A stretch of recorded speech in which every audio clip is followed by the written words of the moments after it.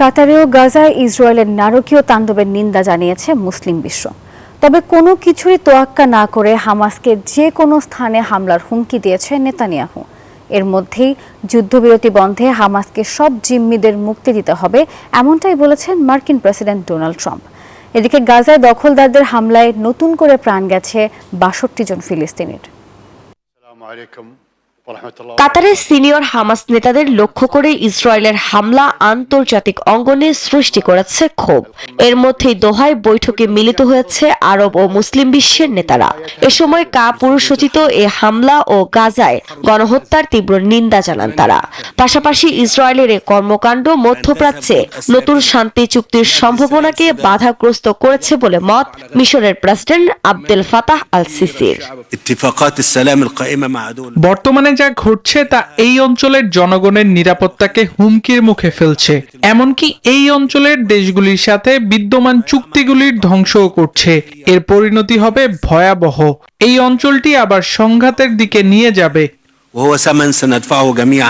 তবে কোনো কিছুর তোয়াক্কা না করে উল্টো হামাসকে যে কোনো স্থানে হামলার হুমকি দিয়েছেন ইসরায়েলের প্রধানমন্ত্রী বেনিয়ামিন নেতানিয়াহু। মার্কিন পররাষ্ট্রমন্ত্রী মার্কো রুবিওর সঙ্গে এক সংবাদ সম্মেলনে তিনি বলেন, প্রতিটি দেশের সীমানার বাইরে গিয়ে নিজেদের রক্ষা করার অধিকার রয়েছে। হামাস নেতারা যেখানেই থাকুক না কেন, তারা রেহাই পাবে না। সব দেশেরই নিজেদের রক্ষার অধিকার রয়েছে। এ সময় যুদ্ধবিরতির চুক্তি বাস্তবায়নের সব জিম্মি মুক্তির পাশাপাশি হামাসের আত্মসমর্পণের ওপর জোর দেন মার্কিন পররাষ্ট্রমন্ত্রী। এক সুরে কথা বলেছেন মার্কিন প্রেসিডেন্ট ডোনাল্ড ট্রাম্পও। ট্রুথ সোশ্যালে এক পোস্টে যুদ্ধবন্ধে হামাসের প্রতি সব জিম্মিদের মুক্তির আহ্বান পুনর্ব্যক্ত করেন তিনি।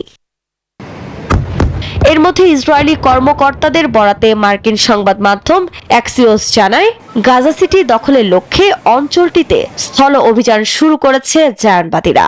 এরই মধ্যে বহু হতাহতের খবর পাওয়া গেছে। এ অবস্থায় প্রাণ বাঁচাতে শহর ছেড়ে পালাচ্ছেন বাসিন্দারা। আফরিন মৌ, নিউজ 24।